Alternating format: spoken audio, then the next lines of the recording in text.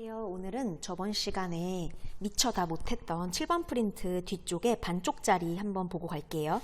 여기는 뭐 특별하게 수식이나 계산 같은 거 없고 이해하고 넘어가면 되는 부분이니까 볼게요. 우리 저번 시간에 힘에 대해서 배웠고 뉴턴의 운동 3법칙을 배웠잖아. 운동 3법칙 한번 제목을 얘기해 볼까? 1번 관성의 법칙.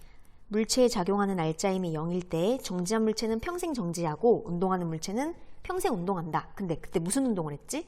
등속, 직선 운동, 등속 운동, 등속도 운동 다 똑같은 뜻이라고 했어. 누가 건들지 않으면 알짜임이 0이면 직선 운동을 한다는 거지. 다음 두 번째, 가속도의 법칙 F는 ma를 따른다. 세 번째, 작용 반작용의 법칙. 이 세상에 작용의 힘이 있으면 반작용의 힘이 있다. 지구가 사과를, 사과가 지구를, 이런 식으로. 근데 작용 반작용과 애들이 많이 헷갈려 하는 게 바로 힘의 평형이었어. 힘의 평형은 두 힘을 합치면 알짜임이 0 이렇게 합칠 수 있는 힘을 얘기했고, 작용 반작용은 사과가 지구를, 지구가 사과를, 이런 식으로 대상이 두 개이기 때문에 두 힘을 합칠 수 없다 이렇게 했어.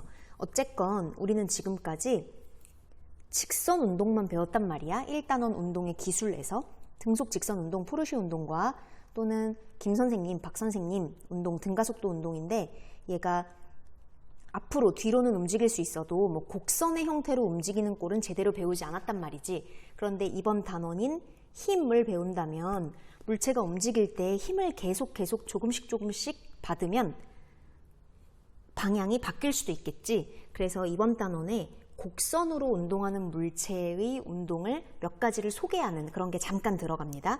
자, 세 가지를 소개할 건데 첫 번째 등속 원운동. 이건 EBS의 한 부분을 캡처해서 놓은 거예요. 이 아래 내용을 다 알아야 합니다. 얘가 등속이라고 해서 속도가 똑같다라고 하면 안 되는 거야. 속도가 똑같다고 함은 방향까지 똑같은 걸 얘기하는 거니까 얘는 방향은 똑같지 않지 계속 바뀐다고. 시시각각 방향은 계속 바뀌기 때문에 등속 원운동이다 라고 함은 속력은 일정하지만 방향은 계속 변하는, 정확히 얘기하면 등속력 원운동이 되겠네.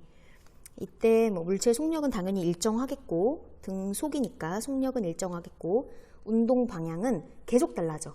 요 위에 위치에 있을 때는 운동 방향이 여기 접선 방향, 여기 있을 때는 여기에 접선 방향, 이곳에 있을 땐 이곳의 접선 방향으로 각 궤도의 접선 방향으로 물체의 운동 방향은 계속 바뀝니다. 또 속력은 일정하지만 운동 방향이 매 순간 변함으로 얘를 가속도 운동이라고 할 순 없지. 그냥 가속도 운동이고, 이 가속도의 방향이 즉 얘들아 F는 ma에서 질량은 방향성이 없는 물리량이지만 가속도는 방향성이 있어. 그래서 힘도 가속도의 방향을 그대로 가져간다고 했지. 가속도가 오른쪽이면 알짜임의 방향도 오른쪽이다 이런 말을 했어. 그런데 여기 이 문장 볼래? 가속도의 방향은 이라고 나왔네. 여기서 말하는 가속도의 방향은 바로 알짜 힘의 방향이다 라고 생각해도 되겠다.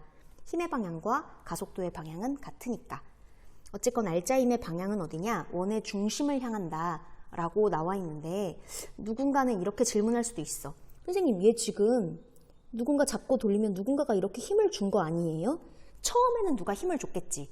초반에 출발할 때는 누군가 힘을 이런 식으로 탁 하고 줬겠지만 그 이후에 우리는 마찰이 없는 공간이라고, 마찰력 같은 거 다 제외하고 아무도 힘을 주지 않는다면 얘는 운동하는 그 성향을 그대로 유지하는 관성이 발현이 돼서 얘가 계속 움직이는 거야. 운동 중에는 초기에 누가 친 이 힘이 적용되지 않는 거지. 그러면 얘의 힘의 방향, 알짜임의 방향, 즉 가속도의 방향은 어디냐? 얘가 움직이면서 받는 알짜임 가속도의 방향은 바로 안쪽이야.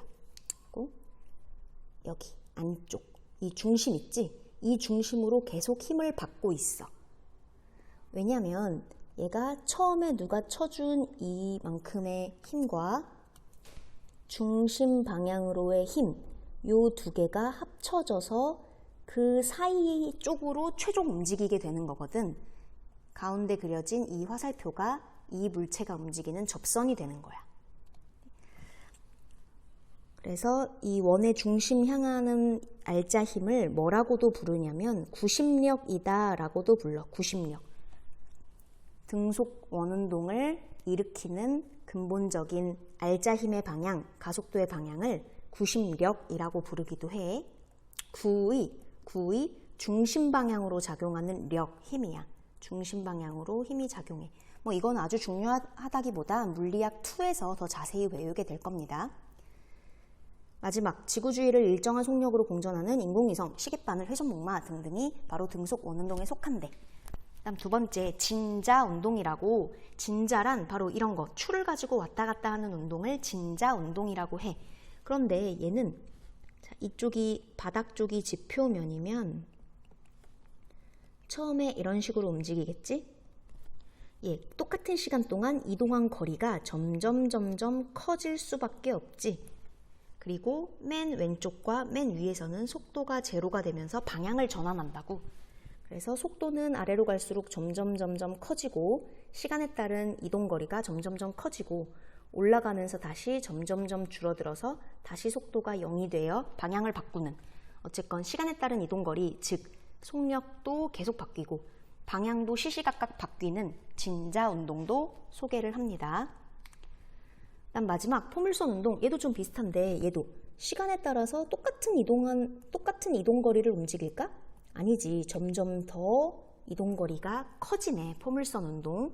예, 중력 가속도가 있기 때문에, 지구는 중력 가속도가 지표면상에 있기 때문에 그 중력 가속도에 의해서 처음에는 속도가 미미하지만 갈수록 점점 속도가 빨라지는, 이런 거 우리 통합과학에서 중력 단원에서 배운 적 있지?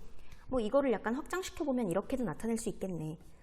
처음에는 초기 속도가 어느 정도 있었지만 올라갈수록 점점 중력의 영향을 받아서 결국 속도가 굉장히 작아지게 되고 다시 내려오면서 중력의 효과를 받아서 속도가 빨라지는, 얘도 속력, 시간에 따른 이동거리도 계속 바뀌고 또 방향도 곡선이니까 시시각각 계속 바뀌는 거지. 그래서 속력과 방향이 모두 변하는 운동의 한 예로 포물선 운동이 나왔습니다. 이 세 가지는 그냥 이런 게 있다 정도로만 알면 되고, 나중에 혹시 관련 문제가 나오면 그때 같이 풀어보도록 할게요. 프린트 8번 갈게요. 자, 프린트 8번 바로 갈게요. 우리 저번 시간에 뉴턴의 운동 3개 법칙을 배웠는데 그 중에 3번 법칙 기억나나요? 작용 반작용의 법칙이었고, 작용 반작용과 가장 많이 헷갈리는 힘의 평형에 대해서도 배웠죠. 그러면 이 작용 반작용과 평형을 제대로 구별하기 위해서 우리가 두 가지 문제를 풀었었는데, 하나는 공 위에 0이가 올라가 있는 거였고, 하나는 두 개가 접촉해 있진 않지만 자기력이라는 힘으로 초전도체와 자석이 떠 있는 거 배웠잖아. 그 두 개를 모두 다 마스터해 봤니? 그렇다면 그 8번 프린트 처음에 나온 확인 문제 1번 풀어볼까? 시작!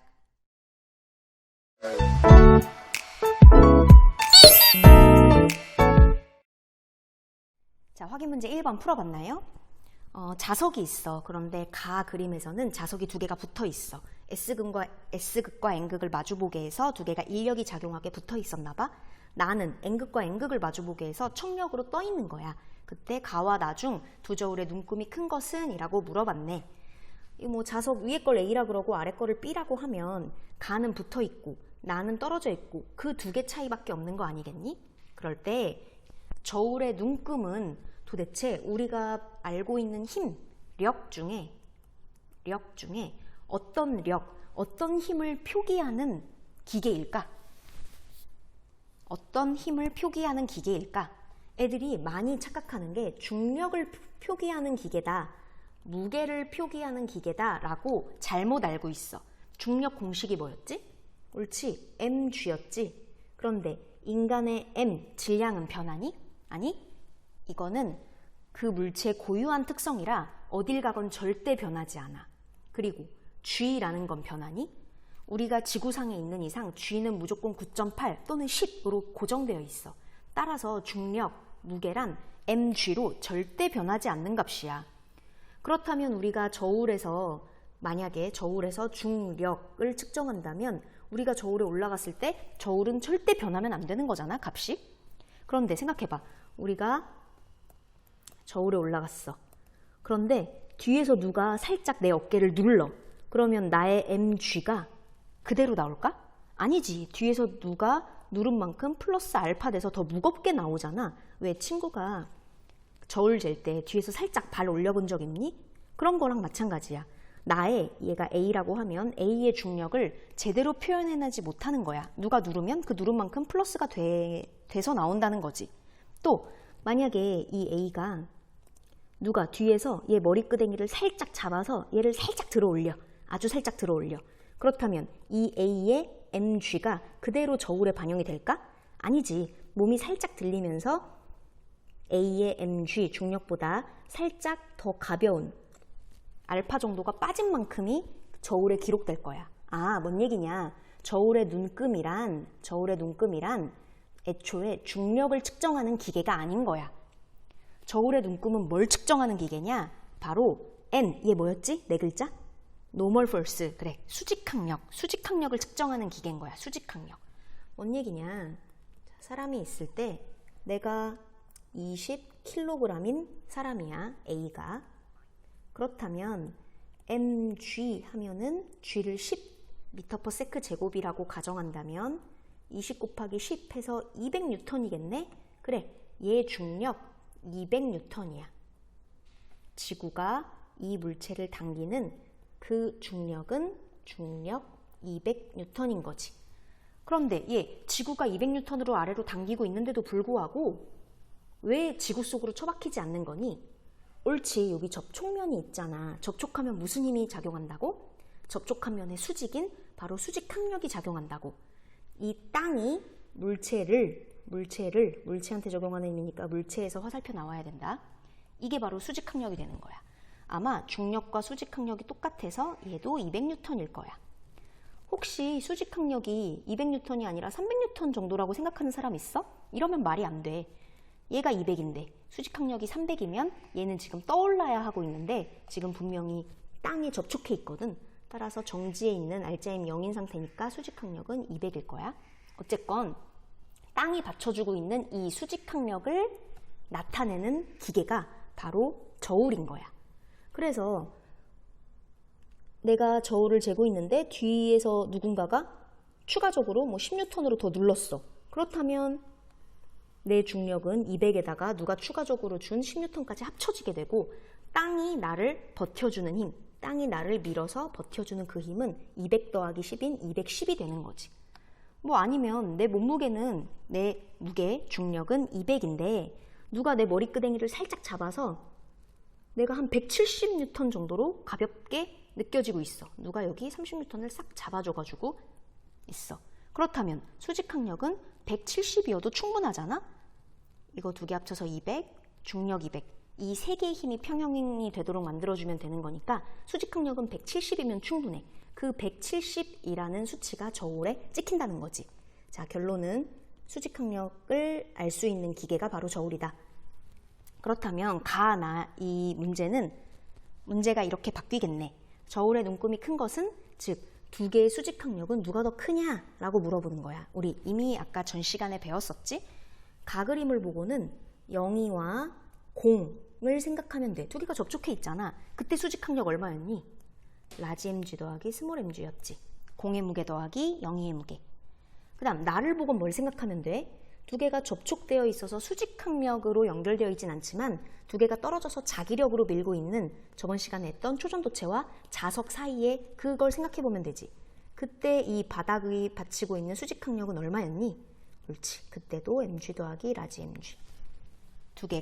답은 두 개가 같다. 두 개의 수직항력은 같다. 두 개의 저울의 눈금은 같다. 라고 대답하면 됩니다. 그러면 우리 저번 시간에 배운 뉴턴의 운동 3법칙을 잘 이해했는지 2009년 11월 대수능 한번 풀어보고 올게요. 시작.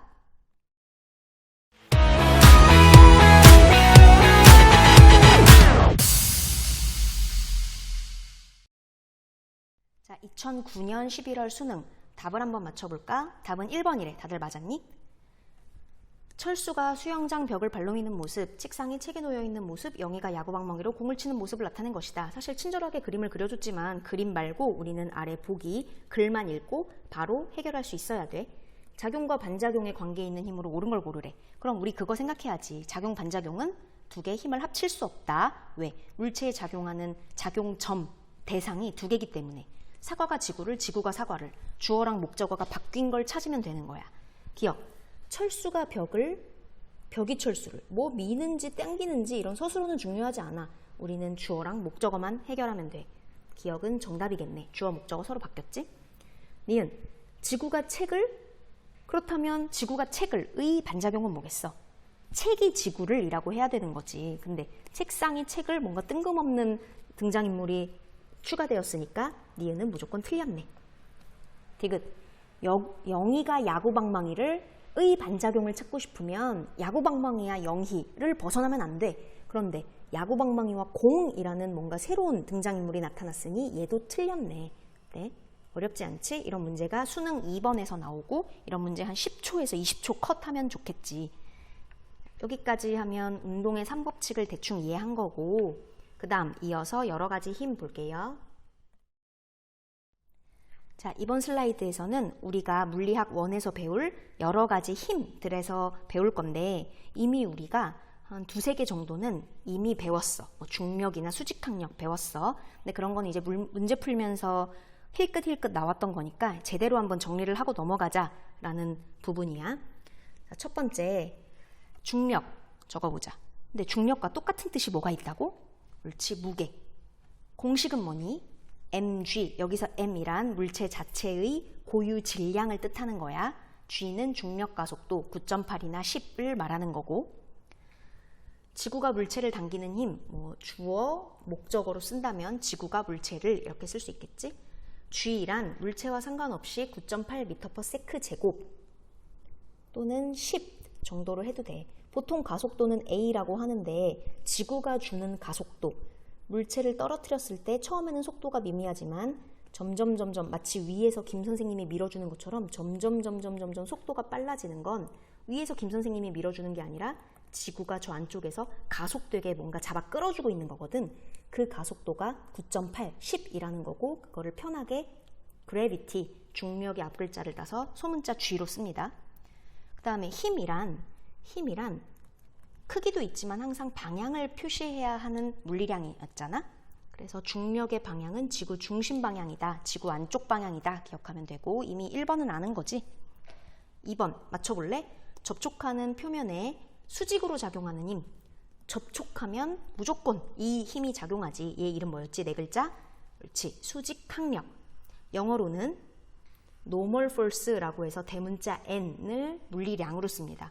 물론 위에 1번도 힘이니까 단위는 뉴턴, 2번도 힘이니까 단위는 뉴턴. 지금 여러 가지 힘에 대해서 배우고 있기 때문에 여기 나오는 5개의 힘 모두 다 단위는 뉴턴이야. 그 다음 3번, 4번, 5번 한번 알아볼게. 3번은 줄이 물체를 당기는 힘이야. 줄이 팽팽하면 뭔가 거기에 팽팽하지 않은 줄과 팽팽한 줄은 확실히 그 줄에 담겨있는 힘이 다르겠지. 그 줄이 팽팽한 정도를 우리는 알아볼 거고 그것을 우리는 장력이라 그래. 장력. 줄이 팽팽하게 당겨진다. 텐션이라고 해서 T, 대문자 T를 쓰지. T. 얘도 힘이니까 단위는 뉴턴을 씁니다. 그래서 주로 1, 2, 3번이 포인트로 많이 나오고 4번, 5번은 조금씩 나오거든. 그래서 우리 이번 슬라이드가 끝나면 장력에 대해서 집중적으로 배울게요. 1번, 2번은 우리 전 시간에 많이 배웠으니까. 4번, 5번은 잠시만 알아놔요.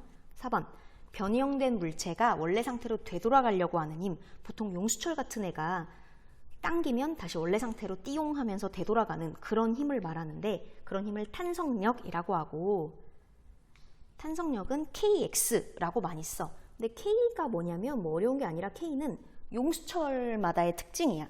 왜 우리 이 소문자 M, MG 할 때 소문자 M이 뭐였니? 그 물체 고유한 특성, 질량이었잖아. K도 마치 그런 거야. 왜 용수철마다 되게 빡빡한 용수철이 있고 막 헐렁한 용수철이 있잖아. 내가 위쪽에 A 용수철을 당길 때랑 헐렁한 B 용수철을 당길 때랑 얘가 원래 상태로 되돌아가려고 하는 탄성력이 분명히 다를 거야. A 용수철이 훨씬 더 탄성력이 강하겠지. B는 약하고. 이렇게 용수철마다 자기만의 그 고유한 탄성 특징이 있단 말이야. 그거를 그냥 K라고 놓은 거야. 그럼 X는 뭐냐면 바로 당긴 길이야. 당긴 길이. 자, 똑같은 용수철이라고 해도 자, 똑같은 용수철이야. 그런데 A라는 사람이 땡겼어. 한 1cm 땡겼어. 근데 B라는 사람은 한 10cm 땡겼어. 누가 더 돌아가려고 하는 탄성력이 강할까? 누가 더 빡세게 느껴질까? 당연히 아무리 똑같은 용수철이라도 B가 더 빡세게 느껴진단 말이지. 아, 이 당긴 길이가 커지면 커질수록 탄성력도 커지거든. 그냥 어쨌건 나중에 문제 나오면 다시 풀어볼 테니 탄성력은 KX라고 알아두세요. 그다음 마지막 얘도 맞춰볼까? 두 물체가 맞닿아 있을 때 운동을 방해하는 힘이야. 내가 물체를 굴렸는데 얘가 갑자기 언젠가 멈추더라. 다 이런 거 내 운동을 방해한 거 아니겠어? 이것을 바로 마찰력이라고 하고, 마찰력은 μn이라고 하는데 μ라고 읽고 쓸 때는 이렇게 씁니다. 약간 U자를 쓰는 것 같은데 앞에 턱을 길게 이렇게. 근데 읽을 때는 μ라고 읽어. μn. 근데 야, μ도 사실 별거 아니야. 우리 아까 mg에서 m이 뭐였지? 물체 고유의 특성인 질량이었지. 탄성력에서 K는 뭐였지? 용수철이 얼마나 빡빡한지 그 정도였잖아. 항상 용수철 뒤에 써 있어. 이 K 값이, 이 용수철은 빡빡한 용수철이라 이 K가 뭐 100이다, 200이다 이렇게 써 있어. 이 μ도 마찬가지야. μ가 바로 바닥 상태를 얘기하는 거거든. 야, 빙판길이랑 여기 엄청 거칠거칠한 사포랑 당연히 마찰력이 똑같을까? 아니지. 사포는 훨씬 더 물체를 끌어갈 때 마찰이 심하겠지. 이런 식으로 어떤 그 상태냐에 따라서 다른 거야. 바닥이 어떤 상태냐. 그것을 나타내주는 것을 μ라고 해. μ. 마치 용수철의 상태가 K가 다르듯이 바닥 상태도 다르잖아. 그걸 μ라고 할 뿐이야. 그럼 N은 뭐냐? N 우리 방금 배웠잖아. 뭐야? 옳지. 수직항력이야. 수직항력. μN 수직항력. 여기서 알아둬야 될 것은 1, 2, 3번을 가장 잘 알아두세요. 얘들아, 1, 2, 3, 4, 5 중에 제일 쉬운 게 뭘까? 애들이 죽어도 안 틀려. 이건 죽어도 안 틀려. 그거 뭐냐? 바로 Mg야. Mg는 애들이 어릴 때부터 1학년 때도 많이 접해봤고 해서 중력 공식이 뭐지? 그러면 Mg요 바로 나와. 그러면 제일 어려운 건 뭐냐? 사실 4번, 5번 너희가 이번에 처음 봐서 어려워 보이지만 사실 용수철 특징 K나 바닥면의 특징 μ 같은 건 문제에서 주어지는 거거든. 용수철 뒤에 보면 K가 적혀 있고 바닥면 상태가 몇 정도로 거칠거칠한지 μ라는 값으로 제시되어 있어. 따라서 4번, 5번은 그렇게 어렵지가 않아. 뭐가 어렵냐? 2번, 3번이 어려워. 2번, 3번은 수직항력, 장력은 공식이 없어. 아까 얘기했지? 똑같은 바닥이어도 20kg짜리 아기가 서 있는 바닥과 200kg짜리 어른이 서 있는 바닥이 똑같이 연결된 바닥이라고 할지라도 20kg짜리 아기가 서 있는 바닥에서의 수직항력과 200kg짜리 어른을 받치고 있는 그 수직항력은 당연히 어른 쪽이 더 클 수밖에 없단 말이지. 상황에 따라 너무 달라지는 거야. 그래서 상황을 파악하는 능력이 중요한 게 바로 2번이지. 또 장력도 마찬가지다. 아까 줄이 팽팽한 게 장력이라고 했는데 내가 똑같은 줄을 샀어. 완전 똑같은 줄을 샀어. 그래서 여기에는 2kg짜리를 매달고 여기에는 200kg짜리를 매달았는데 둘 다 끊어지지 않았어. 그렇다면 지금 이 줄이 팽팽한 정도와 이 줄이 팽팽한 정도가 똑같을까? 아니야. 이 오른쪽 200kg짜리 매단 그 줄이 아마 더 팽팽하고 진짜 끊어지기 일보 직전일 거란 말이지. 따라서 수직항력과 장력은 상황에 따라 달라지는 값이기 때문에 2번, 3번이 나는 제일 어렵다고 생각해. 그런데 물리학 1에서는 1, 2, 3번이 제일 많이 나온다는 거지. 우리 수직항력은 저번 시간에 좀 봤으니까 이번 시간에는 장력에 대해서 자세히 배워볼게. 넘어가자. 장력은 텐션의 앞글자를 따서 대문자 T를 적고 장력을 측정하는 도구가 있다? 용수철 저울이야. 용수철 저울. 이렇게 생긴 거 본 적 있니? 용수철 저울. 초등학교 때 여기다가 뭔가를 매달아가지고 얘를 쭉 당기면 얘가 여기 눈금이 딱 내려가. 딱 내려가. 뭐 그래서 여기 눈금을 읽으면 예를 들어 뭐 30N이다 이렇게 보여. 그러면 지금 이 물체를 매달고 있는 이 줄의 팽팽한 정도가 30N이구나 라고 이해하면 되는 거지. 근데 이거를 이해하는 방법이 있어. 이거는 용수철 저울 만든 사람이 규정한 거야. 특징이 양쪽에 같은 힘이 걸리고 그 힘을 표시한다. 적어볼래? 무슨 말인지 이제 알게 될 거야. 적어봐. 양쪽에 같은 힘이 걸리고 그 힘을 표시한다. 이건 약속이고 용수철 저울 만든 사람이 이렇게 만든 거야. 양쪽에 같은 힘이 걸리고 그 힘을 표시한다. 자, 아래 그림 3개가 있는데 뭐 열심히 그릴 필요 없고 간단하게 그리면 돼. 한번 그려봐. A하고 B가 줄다리기를 해. 그래서 끙끙끙끙 줄을 당겨. A는 뒤쪽으로 당기고 B도 뒤쪽으로 당기지. 줄이 팽팽하네. 그렇다면 이 줄은 장력을 가졌을 거고 그 장력이 궁금하면 여기다가 용수철 저울을 달아보면 돼. A가 20N, B가 20N으로 당겼다고 해보자. 그러면 사실 여기 줄을 딱 끊고 살짝 끊고 여기에 용수철 저울을 딱 끼면은 얘가 쭉 늘어나면서 여기에 몇 뉴턴 이렇게 표시가 되거든. 근데 용수철 저울을 한번 이런 식으로 그려볼게. 자, 그냥 이렇게 스프링처럼 그린 거야. 실제 스프링은 아니지만 용수철 저울이라고 하자. 그렇다면 자, 내가 물어볼게. A도 20N, B도 20N 당겼습니다. 알짜 힘 얼마입니까? 알짜 힘. 옳지. 알짜 힘은 0이야. 0. 어디로도 움직이지 않는 정지 상태야. 알짜 힘 괜찮지? 그렇다면 장력은 얼마입니까? 장력. 즉 이 줄의 팽팽한 정도는 얼마입니까? 0이라고 하면 안 돼. 줄이 팽팽하지 않다는 거야. 0이라고 대답하는 건. 줄이 흐느적거리고 막 이런 식으로 널브러져 있으면 장력이 0이지. 하지만 얘는 지금 줄이 팽팽하니까 0이라고 하면 안 돼. 알짜 힘은 0이야. 하지만 장력은 얼마일까? 맞춰볼래? 객관식으로 줄게. 장력 0이다. 20N이다. 40N이다. 1, 2, 3번 중에 찍어볼래? 옳지. 정답은 20N이야. 왜? 그래. 용수철 저울을 만든 사람의 의도야. 위에 다시 특징 읽어볼게. 양쪽에 같은 힘이 걸리고 그 힘을 표시하는 게 용수철 저울이야. 양쪽에 같은 힘이 걸리고 그 힘을 표시해주는 게 용수철 저울이야. 애초에 그렇게 만들었어. 양쪽에 20 이렇게 걸리면, 이렇게 당겨주면 결론적으로 용수철 저울에는 20N이다 라고 표시가 되고 우리는 장력이 20N이다 라고 이해하면 되는 거야. 그럼 여기서 이런 질문을 하는 애가 있겠지. 쌤, 양쪽에 꼭 20으로 안 당기고 20, 30으로 당기면 어떡해요? 그럴 줄 알고 여기 옆에다가 또 그릴 거야. A, B가 이번엔 당기는데 20, 30으로 당겨. 그리고 줄이 팽팽해지겠지, 이것도? 팽팽해지면 분명히 장력이 있다는 거고, 그렇다면 그 장력을 알아보기 위해서 용수철 저울을 살짝 껴놓은 그림이다. 그러면 얘는 알짜 힘이 얼마야? 아까는 알짜 힘이 0이었어. 하지만 지금은 얼마니? 옳지. 오른쪽으로 10N이지. 힘이란 방향을 항상 표시해줘야 되는 물리량이니까 오른쪽으로 10N 이렇게 말하는 거야.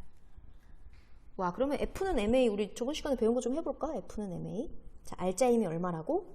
옳지. 10이야. 그러면 이 줄의 질량은 얼마일까? 줄의 질량은 사실 0.00001g이라도 있겠지만 물리학 원에서 줄은, 이 세상의 모든 줄은 다 0g이라고 봐. 0kg. 0이라고 봐. 그러면 F는 MA가 좀 이상해지지 않아? 0인 질량을 10N으로 당겼다. 그러면 가속도가 뭐 어떻게 돼야 돼? 무한대로 돼야 돼?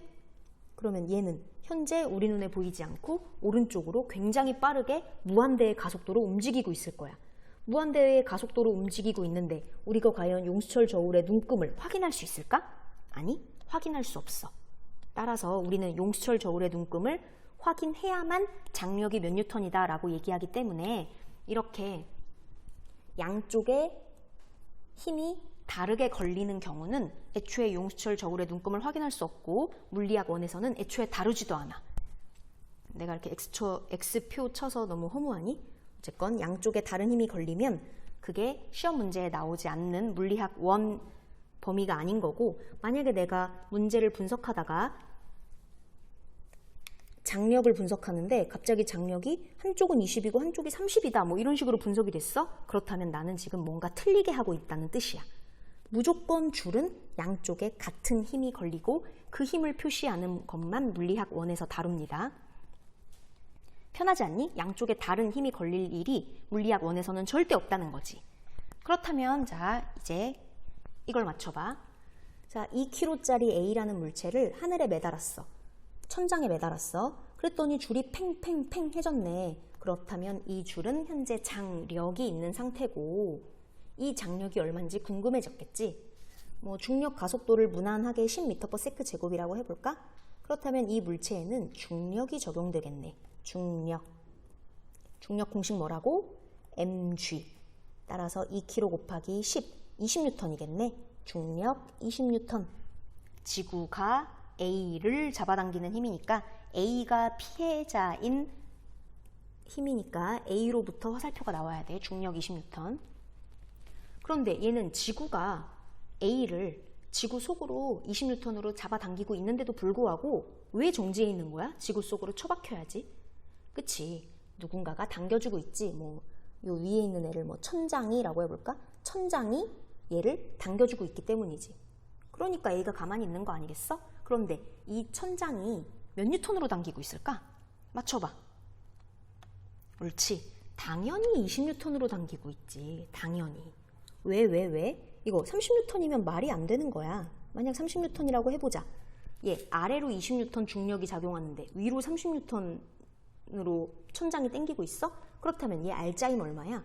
위로 10뉴턴이고 지금 이 A라는 물체는 가만히 있지 않고 천장 속으로 혼자 뚫고 들어가야 되는 거야. 이 세상에 그런 일은 없어. 내가 애초에 이 문제를 제시했을 때 A라는 물체가 천장에 매달려서 가만히 있다. 뭐 이런 식으로 제시를 했고 그렇다면 얘는 중력 20뉴턴과 똑같은 20뉴턴으로 천장에 당기고 있는 게 맞는 거야. 그러면 이 줄이 얼마나 팽팽한지 알아보기 위해 이렇게 용수철 저울을 달았다면 용수철 저울 기준으로 양쪽에 같은 힘이 걸린 거 맞니? 20뉴턴, 저쪽도 20뉴턴. 양쪽에 같은 힘이 걸리고 그 힘을 표시한다. 따라서 얘도 20뉴턴이라고 표시될 거야. 용수철 저울에. R자 힘과 장력을 구별하지 못하면 안 돼. 자, 첫 번째 그림 다시 볼까? 얘 R자 힘 얼마입니까? 20 움직이지 않아. 0뉴턴. 0이야, 0. 그런데 장력은 얼마나 팽팽한가? 그것은 어떻게 구해? 양쪽에 같은 힘이 걸리고 그 힘을 표시한다. 양쪽에 걸린 힘이 20이면 장력도 20뉴턴이라고 표기되는 거야. 첫 번째 그림을 그대로 90도 꺾어서 위아래로 바꾼 게 바로 세 번째 그림 아니겠니? 자, 줄이 팽팽해? 그럼 얘는 장력이 있어. 그런데 이 물체는 움직이지 않으니까 R자 힘은 똑같이 0이야. 하지만 장력, 줄은 팽팽하지? 장력은 얼마야? 아래로 중력 20, 위로 천장이 당겨주는 그 어떤 힘? 20. 얘가 20일 수밖에 없어. 얘가 30이면 말이 안 되는 거야. 그래서 양쪽에 같은 힘 20이 걸리고 바로 그 힘을 표시하는 20뉴턴이 되는 거지. 네. 그렇다면 그 다음 뒷장 한번 문제 풀어볼까? 가 상황과 나 상황이 있어. 둘 다 안 움직이고 정지해 있는 상황이야. 원래는 여기 이렇게 줄로만 연결되어 있어야 하는데 줄이 팽팽하길래 와, 줄 팽팽하네. 이거 장력 궁금한데 싶어가지고 줄을 살짝 자르고 용수철 저울을 넣어준 거지. 그리고 애들이 이렇게 이거 도르래라고 하거든. 도르래를 보고 겁먹기도 하는데 도르래는 별거 아니야. 왜? 아까 A하고 B가 각자 A가 이쪽으로 20뉴턴, B가 이쪽으로 20뉴턴 당겼잖아. 근데 이 짓을 하려면 적어도 인간 2명이 필요해. 적어도 인간 2명이 있어야 A는 이쪽으로 20, B는 이쪽으로 20 이런 식으로 인간 2명이라는 게 기본적으로 필요한 거잖아. 근데 혼자 실험하고 싶을 때도 있잖아. 혼자 실험하고 싶을 때는 어떻게 하냐? 이런 식으로 하면 되는 거야. 나 그림처럼. 줄을 당기는데 인간이 당기는 게 아니라 살짝 도르래를 통해 지구한테 맡기는 거지. 지구야, 너 중력, 너 힘 갖고 있지 않니? 너 력 갖고 있지 않니? 너의 력으로 당겨봐 라고 했더니 이렇게 20뉴턴으로 당기는 거지. A하고 B가 양쪽으로 당기는 것과 똑같은 효과인데 지구한테 부탁하고 싶으면 도르래를 이용하면 되는 거야. 등장인물이 필요하지 않으면 그때 도르래를 이용한다. 이렇게 기억하면 돼. 뭐 잘은 몰라도 아마 이 추 하나가 질량이 2kg이었던 것 같아. 중력 가속도 G는 보통 10m/s 제곱으로 하니까 mg 해서 아마 20N으로 지금 지구가 당기고 있는 거 아닐까 예상합니다. 얘도 마찬가지야. 가 그림도 마찬가지야. 원래 벽에다가 그냥 인간 한 명이 쭉 20N으로 당기면 편할 거 사람이 없으면 지구한테 시키면 되는 거지. 도르래를 매달아서 아래로 20N으로 당기게 하는 그림인 거야. 자, 어쨌건 가 그림이건 나 그림이건 줄은 둘 다 팽팽한데 그때 누구의 줄이 더 팽팽하겠느냐? 여기에 장력이 얼마가 뜨고 나 그림의 장력이 얼마가 뜰 것인가? 한번 추측해 볼래요? 자, 답 써봤나요? 답을 얘기해주면 둘 다 20N이야. 가가 쉬웠니? 나가 쉬웠니? 글쎄 뭐 사람마다 다르겠지만 나가 좀 더 직관적으로 받아들여지지 않니? A가 20N으로 당기고 B가 20N으로 당기는 상황과 위에 그린 그림과 앞장에서 그린 그림과 같은 상황인 거야. 양쪽에 20N, 20N이라는 같은 힘이 걸리고 바로 그 힘을 표시한다. 그래서 나는 20N이라고 장력을 쉽게 찾았을 거라고 생각해. 그런데 가가 문제야. 가 볼까? 자, 이쪽으로 물론 지구가 당겨주고 있지만 이쪽으로 20N으로 당기고 있어. 지구가. 그러면 이쪽으로는 벽이 당기고 있네. 벽이 뭔가를 당기고 있네. 몇 뉴턴으로 당겼을까? 몰라? 알 수 있어. 무조건 양쪽에 같은 힘만 걸린다고 했잖아. 물리학 원에선. 같은 힘이 안 걸리면 말이 안 돼. 뭐 예를 들어 얘가 50N으로 벽이 얘를 당겼어? 그렇다면 50, 20, 알자 힘은 왼쪽으로 30N이 돼서 지금 이 추는 혼자서 올라가서 막 왼쪽으로 벽을 향해 달려가고 있는 이 용수철 저울도 왼쪽으로 30N으로 달려가는 이런 상황이 될 텐데 그런 상황은 나오지 않는다고 했지. 따라서 이 벽이 줄을 당기고 있는 그 힘도 20N이 될 수밖에 없고 그렇다면 양쪽에 20N이라는 같은 힘이 걸리고 그 힘을 표시하는 게 용수철 저울 장력인 거지. 네? 그러니까 가 상황이나 나 상황이나 줄의 팽팽한 정도는 똑같단 말이야. 사실 오른쪽 그림은 똑같은 거 아니야?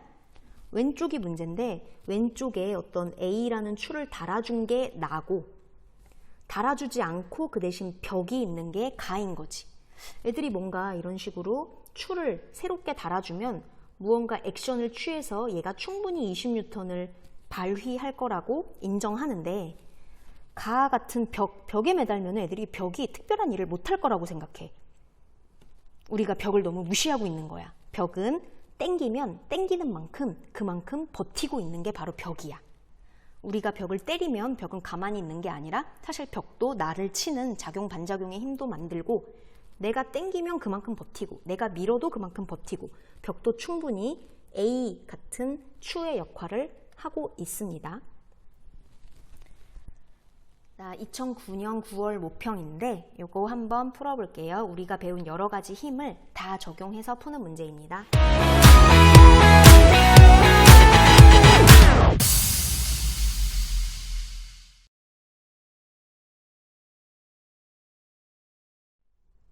자, 2009년 9월 모평 3번 문제인데 우리가 배운 모든 힘이 다 들어가 있거든.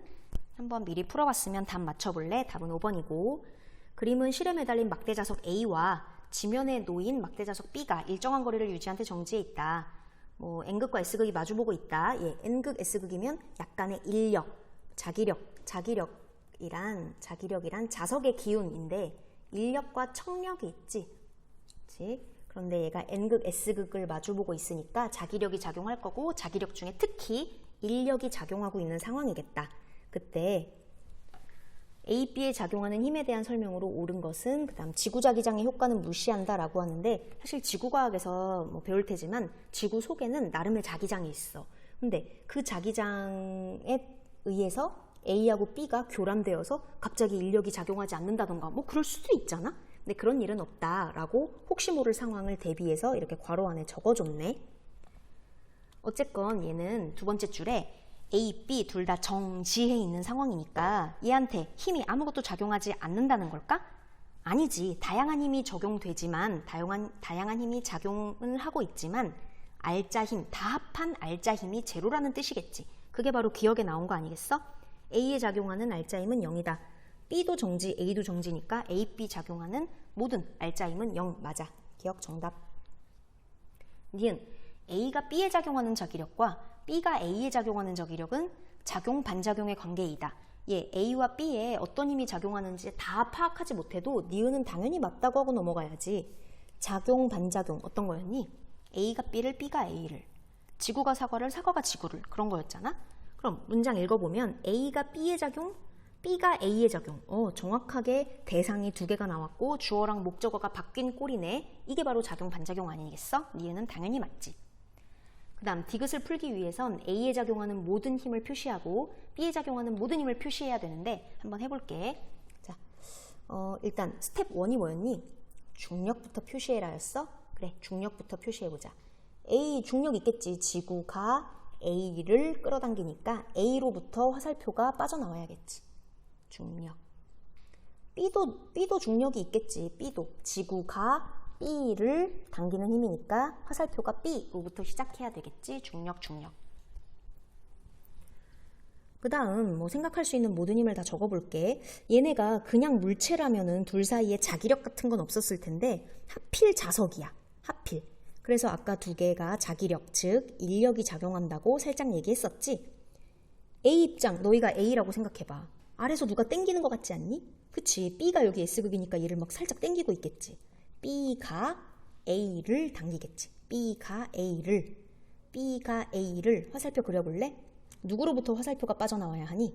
B가 A를 당기니까 A가 피해자인 거고 이렇게 당기면 되겠네. 자기력 또는 인력이라고 해도 돼. 자기력 안에 인력과 촉력이 있는데 그냥 난 자기력이라고 적을게. B가 A를 당기는 힘. 그러면 B가 A를 당기는 힘만 있을까? 아니지. 작용, 반작용. A가 B를 당기는 힘도 있지. A가 B를 한번 화살표 그려볼래? A가 B를, 그래, B한테 작용하는 힘이니까 작용점이 B로부터 시작해야지. 얘도 자기. 요 둘 사이의 관계가 뭘까? A가 B를, B가 A를. 옳지. 자기력, 작용, 반작용의 힘이네. A가 B를, B가 A를. 그럼 이렇게 말하는 애가 있더라고. 쌤, B가 A를 자기력으로 쓱 당겼으면 얘가 아래로 자기력으로 쑥 당겼으면은 이 줄이 끊어지고 A가 떨어져야 되는 거 아니에요? 물론 자기력이 엄청 크면 그렇게 되겠지? 하지만 그 정도는 아닌가 봐. 그냥 살짝 당기는 정도인가 봐. 그리고 B도 마찬가지야. A라는 애가 N극으로 위에서 끌어올린다고 했는데 이 자기력이 만약에 엄청 강했으면은 B가 공중부양에서 떠서 여기 자석에 철컥 붙었겠지. 그런데 그 정도는 아니고 내가 지면에 서 있을 때 약간 누가 뒤에서 머리끄댕이를 살짝 위로 잡아주는 정도?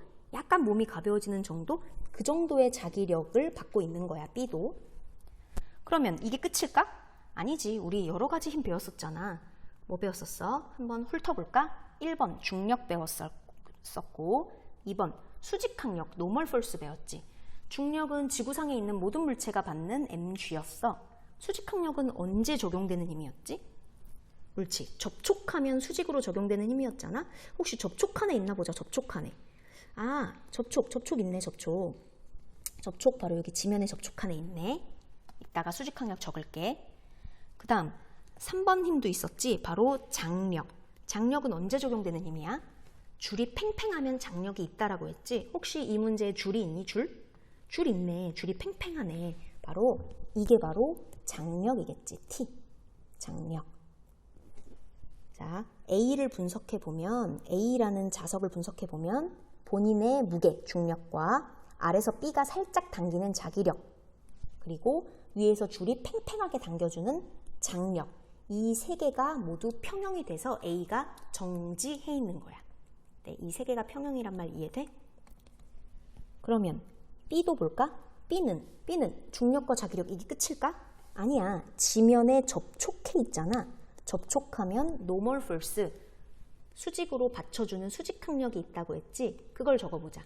지면이 B를 받치는 힘. 지면이 B를 받치는 힘이니까 화살표 표시하면 B로부터 작용점이 시작돼서 화살표가 나와야겠다. 얘가 바로 수직항력이겠지. 잤니? 그래서 B는 본인의 중력과 A가 살짝 위에서 머리끄댕이 잡아당기듯이 잡아당겨주는 자기력과 바닥에서 딱 받쳐주는 이 수직항력 3개가 합쳐져서 평형이 되는 거지. 뭐 예를 들어 중력이 100N이고 자기력이 30N이다. 그렇다면 수직항력은 몇 N이 되는 거야? 70이 되는 거야. 수직항력은 상황에 따라 달라지니까 뭐 중력이 100N이다. 자기력이 만약에 80이다. 그럼 수직항력은 20으로 완벽하게 평형 상태를 맞춰주고 있는 거지. 디귿 보자. 지면이 B를 떠받치는 힘과 A가 B에 작용하는 자기력의 합력의 크기는 B에 작용하는 중력의 크기와 같다. 네, 문장이 좀 길지만 이걸 제대로 끊어서 이해할 수 있겠어? 지면이 B를 떠받치는 힘, 누구 얘기하는 거니?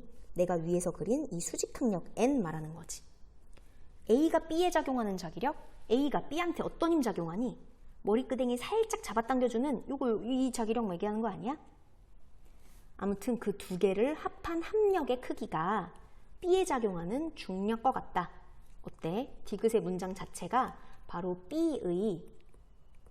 B라는 애가 중력, 수직항력, 자기력 이 세 가지의 힘이 평형이 돼서 알짜힘이 0, 정지해 있는 상황이라고 했는데 디귿 문장이 하나, 둘, 세 개의 이 화살표의 힘을 문장으로 풀어 쓴 거라고 얘기할 수 있겠지.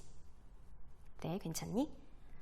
여러 가지 힘에 대해서 배웠고 특히 중력, 수직항력, 장력에 대해서 자세히 알면 됩니다. 자기력은 그냥 인력, 청력 이 정도만 알아두면 되고 나중에 2학기 때 가면 플러스, 마이너스, N극, S극, 전기와 자기에 대해서 더 자세히 배울 거니까 지금은 그냥 인력, 청력, 자기력 용어만 알아두면 됩니다.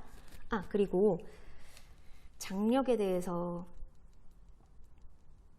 한 번 더 살짝 설명을 하자면 장력, 얘도 력이니까 힘이잖아. 힘의 종류 중에 하나잖아.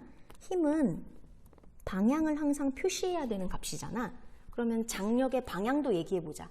장력의 크기는 양쪽에 같은 힘이 걸리고 그 힘을 표시한다고 했는데 장력의 방향은 어디일까? 장력의 방향. 어느 쪽으로 팽팽할까? 라고 우리 첫 번째 그림에서 A하고 B한테 물어보자. A야, 너 줄 어느 쪽으로 팽팽해? 라고 한다면 A는 나는 왼쪽으로 당기고 있는데 줄은 오른쪽으로 팽팽해 라고 얘기할 거야. 그럼 똑같이 B한테 물어볼까? B야, 너 줄 어느 쪽으로 팽팽해? B는 그럼 이렇게 대답할 거야. 나는 오른쪽으로 당기고 있는데 팽팽한 방향은 왼쪽 같아 이렇게 얘기할 거야. 뭔 얘기냐면 장력은 크기는 두 개의 같은 힘이 걸리고 그 힘을 표시하면 되는 어떻게 보면 좀 단순한 거였는데 방향이 문제야. 방향은 사람에 따라 달라. 때에 따라 달라져. A한테 물어보면 이쪽이라고 얘기하고 B한테 물어보면 저쪽이라고 얘기하고 계속 방향이 달라져. 그래서 얘도 아까 A한테 장력이 작용한다고 했지? 내가 A를 확대해서 그려볼게. A는 중력이 있는 애고 아래에서 B라는 자석이 살짝 자기력으로 당겨주고 이렇게 여기 위에 팽팽한 장력이 있다고 했잖아? 그런데 어느 애는 이렇게 생각했을지도 몰라. 쌤, 꼭 줄이 이렇게 팽팽해야 돼요? 줄이 이렇게 색깔을 다르게 해줄게.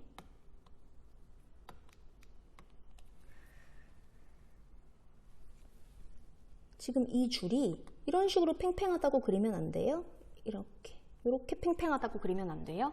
물론 돼. 하지만 이런 식으로 화살표를 그리면 이 장력, 이 팽팽한 힘의 피해자, 작용점이 바로 천정이 되는 거야, 천장. 우리는 천장이 어떤 힘을 받는지 그닥 궁금하지 않아. 이 문제의 주인공은 A와 B고 A로부터 화살표가 총 몇 개 나가서 이 세 개가 합쳐져서 알짜힘 0이어서 정지해 있는지 우리의 주인공은 A와 B잖아? 그래서 장력을 사실 천장 기준으로 이렇게 표시해도 틀리진 않지만 우리는 A 기준으로 얘기하고 싶어서 장력을 A 기준으로부터 화살표를 이렇게 뽑아서 이런 식으로 그린 거야. 장력의 크기는 양쪽에 같은 힘이 걸리고 그 힘을 표시하는 단순한 방법이고 장력의 크기는 상황에 따라 달라지니 그때 상황을 잘 보고 판단하면 됩니다. 오늘은 여기까지 할게요. 고생했습니다.